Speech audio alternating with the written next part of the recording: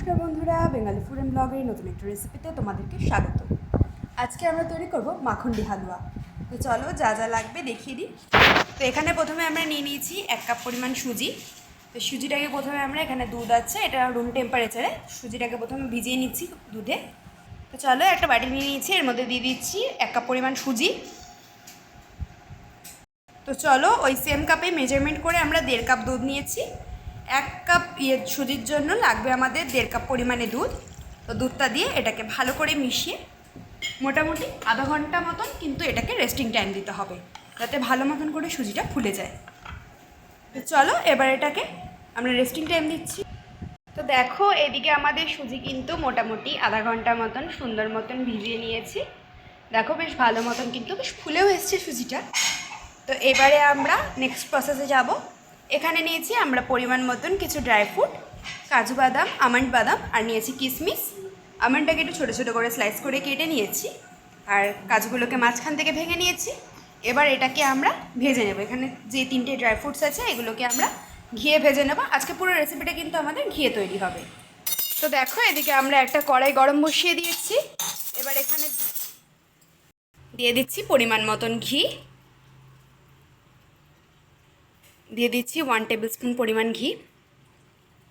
ঘিটাকে গরম করে নেব ভালো করে, তারপরে সমস্ত ড্রাই ফ্রুটগুলো ভালো মতন ভেজে নেব। এটা কিন্তু সম্পূর্ণ লো স্টিমে হবে।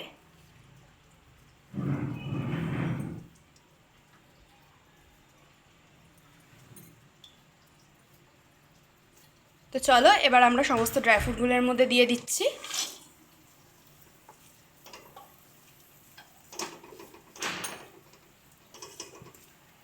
গ্যাসের স্টিমটা কিন্তু একদমই বাড়াবে না, বাড়ালে কিন্তু পুড়ে যেতে পারে এগুলো।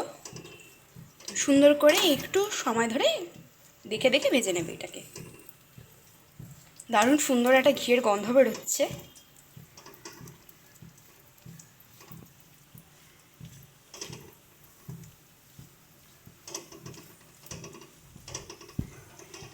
তো দেখো ভাজতে ভাজতে কিন্তু সুন্দর আমাদের সমস্ত কিশমিশগুলো ফুলে গেছে।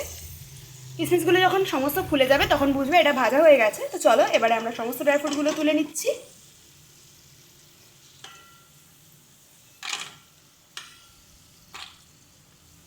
দারুণ কিন্তু একটা সুগন্ধ বেরোচ্ছে এর থেকে। তো চলো এর মধ্যে আমরা আরও একটু ঘি অ্যাড করে দিচ্ছি। ঘিটা দিয়ে ভালো মতন করে গলিয়ে নেব। তো চলো ঘিটা ভালো মতন গলে গেছে। এবার গ্যাসের স্টিমটা একদম লো করে দিয়ে যেই কাপের মেজারমেন্ট করে আমরা সুজিটা দিয়েছিলাম ঠিক সেই কাপের মেজারমেন্টে কিন্তু আমরা এখানে চিনিটা ব্যবহার করব। 1 কাপ পরিমাণে চিনি দিয়ে দিচ্ছি। এটা আমরা ক্যারামেলটা কিন্তু পুরোটাই।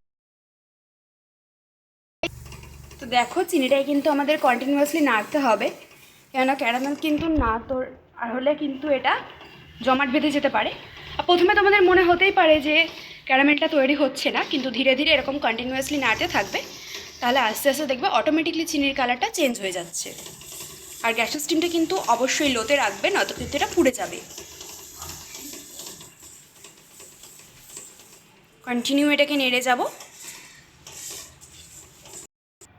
দেখো চিনিটা কিন্তু নাড়তে নাড়তে ঠিক এরকম অবস্থায় এসছে। ঘিয়ের কালার আর ক্যারামেলের কালার কিন্তু সেম হয়ে যাবে।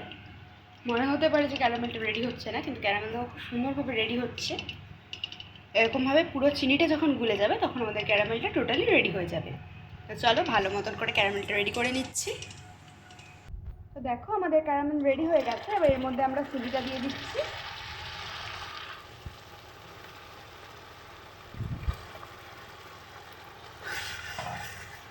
ভালো করে মিশিয়ে নেব।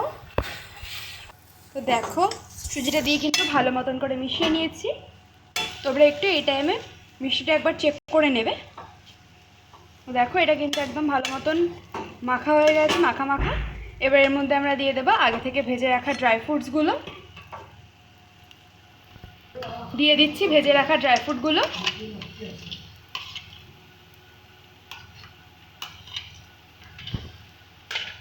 ড্রাই ফ্রুটসগুলো দিয়ে আবারও ভালো মতন করে নেড়ে নেব।